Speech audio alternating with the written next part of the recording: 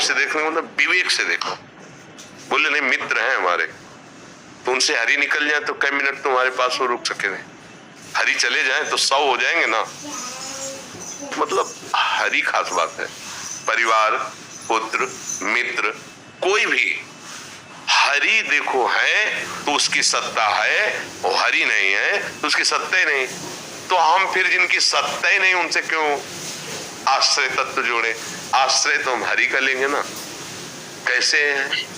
सुखी मीन जिमनी रे अगाधा, तिमि हरि शरण नए को बाधा। चाहे गृहस्थ हो चाहे विरक्त हो, जहां अगाध करुणा समुद्र श्री हरि का आश्रय लिया, अंदर की बात है आश्रय, बाहर की बात वो नहीं की। अंदर से वो आश्रय तभी होता है जैसे गजेंद्र ने लिया, हार गया, द्रौपदी जी ने लिया, हार गए, अब कोई बल नहीं रहा। अगर वो आश्रय सत्संग के द्वारा प्राप्त विवेक से हमारे हृदय में जागृत हो जाए, या किसी ऐसी परिस्थिति से भगवान का आश्रय हो जाए, सब बात बन जाए। भगवान के चरणारविंद का आश्रय लिए बिना भजन नहीं हो सकता।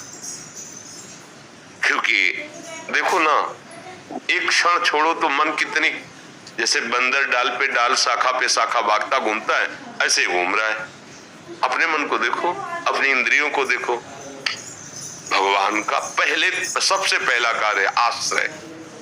बड़ी कृपा है जो आप सत्संग सुन रहे हो, बड़ी कृपा है जो आप अपना समाधान चाह रहे हो भजन का, ये कृपा है उनकी, ये हेतु की कृपा ठाकुर जी की है। इसका मतलब मेरा कल्याण होना दुर्लभ नहीं, क्योंकि अगर प्रभु ने कृपा न की होती तो साधु समागम क्यों मिलता? जब द्रवहि दीन दयालु राघो तो साधु संगति पाइए। अगर साधु संगति हो रही है तो हमारा हित होना है, हमें प्रभु की प्राप्ति होनी, नहीं तो ऐसा सौभाग्य कैसे मिलता? अब अंदर से आश्रय ले लो, अभी ले लो। उसके लिए कोई लायकात की जरूरत नहीं होती। आपके स्कूल में जन्मे, कितने पढ़े हैं, कैसे आचरण, काफी चेतसु दुराचार हो, बिल्कुल छूटे, जो भी रहे हो, जैसे भी हो, अभी इसी क्षण अंदर से। मैं जानता नहीं हूं आपको, पर जो कोई भी हो तो मैं आपका आश्रय लेता हूं अंदर से। हे हरि, हे राम, हे कृष्ण, हे शिव, जो नाम प्रिय, जो नाम आप प्रभु का माने। हमारे प्रभु के विविध नाम है, विविध रूप है, क्योंकि अनंत महिमाशाली है। अंदर से आश्रित हो जाओ। अंदर बहुत चमत्कार इसमें है, आश्रय तत्व में। साधन एक तरफ और आश्रित एक तरफ। आश्रय तत्काल परिवर्तन होता है इसमें, तत्काल जिम्मेवारी भगवान लेते हैं। कई बार सुनाया, ध्यान से सुनना। जब सुग्रीव जी बाली जी के लात घोंसों के प्रहार से पीड़ित होकर भाग रहे थे, पूरी कथा तो बड़ी है, कहीं कोई जगह नहीं थी। एक जगह था जहां ऋषि का शाप था, बाली जा नहीं सकता था, वहां वो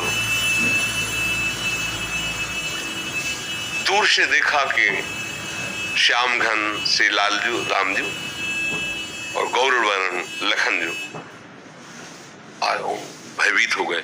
हमें लगता है बाली ने स्वयं तो आ नहीं सकता ऋषि मुख पर्वत पर, तो ये राजकुमारों को भेजा है, और ये इनकी भुजाएं देखकर लगता है मुझे मार डालेंगे, क्योंकि महाबलशाली अजान बाप भगवान की भुजाएं, अभेद भुज दंड मुख, ऐसा स्वरूप सौंदर्य, सिंह। घबरा गया। हनुमान जी महाराज से कहा, तुम पता लगा क्यों, अगर ये ऐसे ही वन विचरण करने के लिए आए तो मैं इनके चरण पकड़ लूंगा, क्योंकि बहुत बलशाली नजर आ रहे हैं, और अगर ये बाली के द्वारा भेजो तो मैं भाग पड़ूं, क्योंकि इनसे मैं नहीं जीत सकता। दूर से देख के हनुमान जी गए और भगवान को परिचय देके कांधे पे बैठाल के लाए। हम जो बताना चाहते हो देखना। जब हनुमान जी ने कहा ये अयोध्या नरेश चक्रवर्ती सम्राट महाराज दशरथ के लाडले ये भगवान राम है और ये लखन है, उसको परम संतोष हुआ कि बाली ने नहीं भेजा। भगवान से हनुमान जी, देखो महाभागवत ही आश्रय दिलाता है। हनुमान जी महाराज ने भगवान से कहा कि बहुत दुखी हैं, बाली ने बहुत त्रास दिया, बहुत मारा है, ये तो कहो बस प्राण नहीं लिया है, और इसी भय से यहाँ रह रहे हैं, प्रभु आप निर्भय कर दो। सुग्रीव ने अपनी बात बताई, किस कारण से ऐसा, पूरी बात भगवान, अग्नि को साक्षी करके भगवान ने उसी समय मित्रता स्वीकार की। आज से मैं तुम्हारा मित्र।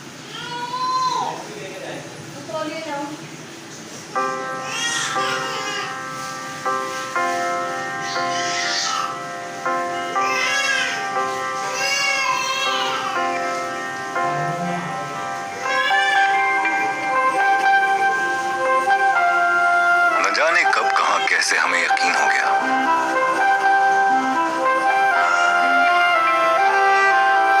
कि एक मील का पत्थर मिल जाए तो दूसरे की रेस में जुड़ जाओ। रातों में जाग जाग कर सपने पूरे करते रहे।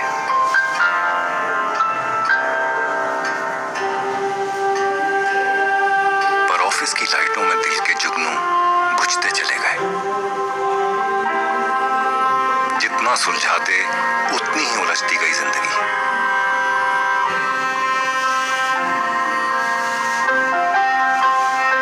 पर एक पल ठहर के देखा तो समझ आया कि खुशी अपनों से है। तो प्रभु, बाली बहुत बलवान है, शायद आप जानते न हो। भगवान ने कहा कि तू कैसे विश्वास करोगे कि मैं बाली पर विजय प्राप्त कर सकता हूं। बोले, ताड़ के लगातार वृक्ष खड़े हैं और आगे दुंदुभी राक्षस की हड्डियां हैं। अगर एक बाण में आप इतने सब ताल के वृक्ष और दुंदुभी राक्षस की हड्डियों को बेच दोगे तो मैं जान जाऊंगा कि आप बाली को मार दो। अमोघ बाण भगवान, ये क्या चीज है। बड़ा प्रसन्न हुआ, आप जैसा मित्र मिल गया। दूसरे दिन युद्ध के लिए ललकारो जाकर भगवान ने प्रेरणा की। जी बाली चला तो उनकी पत्नी तारा ने चरण पकड़ा और कहा, स्वामी आप समझ रहे, सुग्रीव कभी आपके सामने भी आ सकता है, वो आज ललकार रहा है। क्यों? क्योंकि भगवान उसके साथ हो गए। तो उनका, पागल हो तुम, भगवान समदर्शी, मुझे क्यों मारेंगे, मैंने उनको बैर तो किया नहीं ना। चल पड़ा, सुग्रीव के जेही घूंसे का प्रहार किया, त्राहिमाम बोल उठे क्योंकि महाबलशाली। 6 महीना काख में रावण को दबाए रखा बाली ने। मेन जो बात हम कहना चाहते उसे समझना, भगवान ने दिखा दिया कि तेरे में सामर्थ्य नहीं सुग्रीव। वो भाग पड़े आए, बोले प्रभु पिटवा दिया ना, नस नस दर्द कर रही, इतना मारा है। बोले हम क्या करें, तुम दोनों एक रूप थे, एक रूप ही, समझे में नहीं आ रहा था कौन सुग्रीव और कौन बाली। अच्छा ये माला हमारा पहनो और स्पर्श करके सारी पीड़ा, अब जाओ। पहले में ये दर्शाया कि तू सामर्थहीन ऐसा समझ, अब मेरी सामर्थ्य का चवन।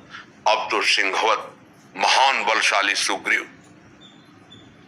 और भगवान ने एक बाण बाली को, बाली जब मूर्छित होकर गिरा, फिर चेतना आई तो सामने देखा नव किशोर अवस्था, कोटि कामों का दमन करने वाले भगवान की सुंदरता। तो हृदय में तो अपार प्रीति उदय हो रही है, लेकिन मुख से कड़वे वचन बोल रहा है। हृदय प्रीति मुख वचन कठोरा, बोला राम।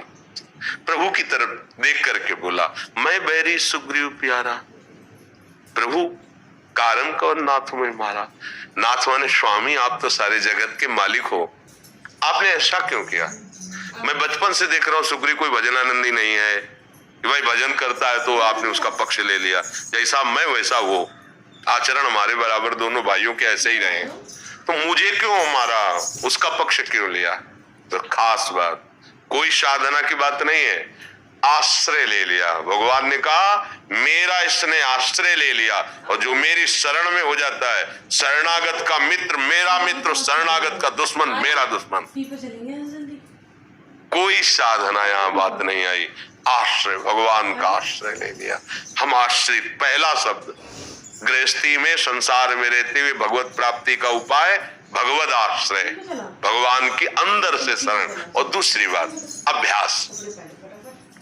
जो मन हमारा संसार का चिंतन कर रहा है, उस मन में इतनी सामर्थ्य है कि वो 2 बातें एक साथ कर सकता है, उसमें बड़ी सामर्थ्य है। परमानंद की प्राप्ति में तो पूरी एकाग्रता ही हो जाती है, पर ये 2 बातें कर, जैसे हम चल राधा राधा राधा, श्यामा श्यामा श्याम श्यामा श्याम, तो देखो ये संसार का चिंतन कर रहा है। और ऐसा नहीं कि ये नाम जप में नहीं लग रहा है, नहीं तो अगर ना लगे तो वाक्येंद्री बोल ही नहीं पाएगी। मन के संयोग से इंद्री काम करती है। अब वाक इंद्री तो बोल रही राधा राधा, और अवसर लगा के विषय चिंतन कर रहा है, मुझे बिल्कुल डरना नहीं चाहिए। अब उसका विषय चिंतन हमारे ऊपर प्रभाव नहीं डाल पाएगा, पर हमको जीभ हिलानी पड़ेगी। अहो वत्सो पचतो गरियान यद जिह्वाग्रे वर्तते नाम तुभ्यम। सिद्ध पुरुष का स्वाभाविक होता है, साधक को अभ्यास करना पड़ता है। राधा राधा राधा राधा, हमने तो कहा है कि 10 मिनट में एक बार का अभ्यास बना लो, लगना तो पड़ेगा। 10 मिनट में एक बार बोलो राधा, और जितनी देर जागते हो उसमें 11वां मिनट ना होने पावे, और आप फिर कुछ दिन बाद बताना कि आपका भजन कितना होता है, क्योंकि हर दिन आप 10 मिनट में उसको चिंता होने लगेगी क्या बोलना है, तो राधा। कई मिनट हो गए, क्योंकि राधा बोलना है। कितनी बार वो स्मरण करेगा राधा राधा, हमको उसको फंसाना है। और एक दिन सच्ची मानिए सब काम करते हुए भजन कर लेगा, क्योंकि जिह्वा का काम है हिल हिल करके नाम जप करना और अंगों से चेष्टाएं करते रहना। ये मन बड़ा ताकतवर है, ये करवा लेगा।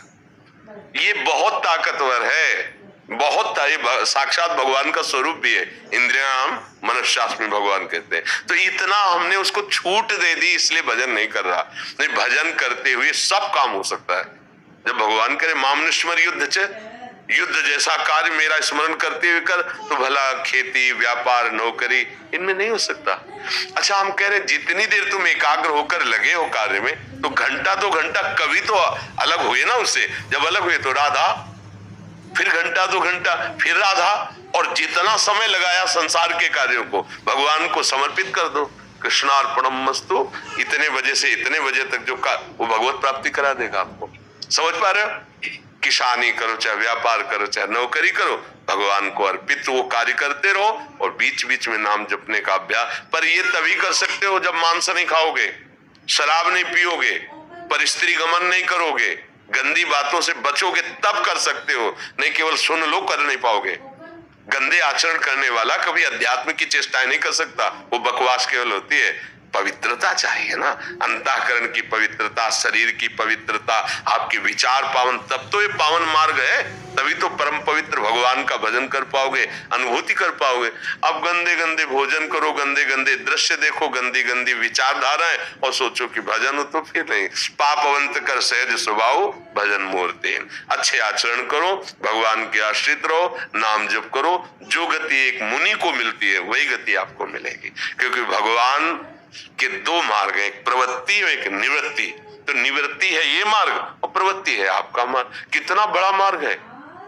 4 रोटी बनाई, 1 रोटी निकाल ली, उससे गाय को दे दी, कौआ को, चिड़ियों को दे दी, कोई साधु महात्मा भूखा आया खवा दी, उसी से भगवत प्राप्ति का योग बनने लगेगा। जितने भी संत प्रकट हुए गृहस्थी से ही आए हैं। माता पिता तो गृहस्थी थे ना, भरण पोषण गृहस्थी से हुआ है, वस्त्र आदि गृहस्थी से ही। तो जिसका अन्न लगा है स्तन में, जिसका वस्त्र पहन रहे हैं हम, जो हमें भिक्षा दे रहा है, क्या उसका कल्याण नहीं होगा? अगर वो स्वयं थोड़ा भजन कर लेता है और ऐसे सत्कार्य करता है, तो बढ़कर के है, वो आगे की गति को प्राप्त करेगा। वो अपना उदर पोषण करता है, सन्यासी परमहंस विरक्तों का भरण पोषण करता है, अन्य जीवों का भरण पोषण करता है, और जितना बनता है नाम जप करता है, वो महात्मा ही है। अब व्यभिचार करो और सब गंदे आचरण करो, तो वो कोई भी करे तो दंड तो मिलेगा ना। वैसे सावधान होकर रहो, बहुत बढ़िया गृहस्थी मार्ग में भगवत प्राप्ति हो सकती। भगवद आश्रित, पवित्र आहार, अतिथि सेवा, समाज सेवा, नाम जप, निश्चित निश्चित भगवान की प्राप्ति हो जाएगी।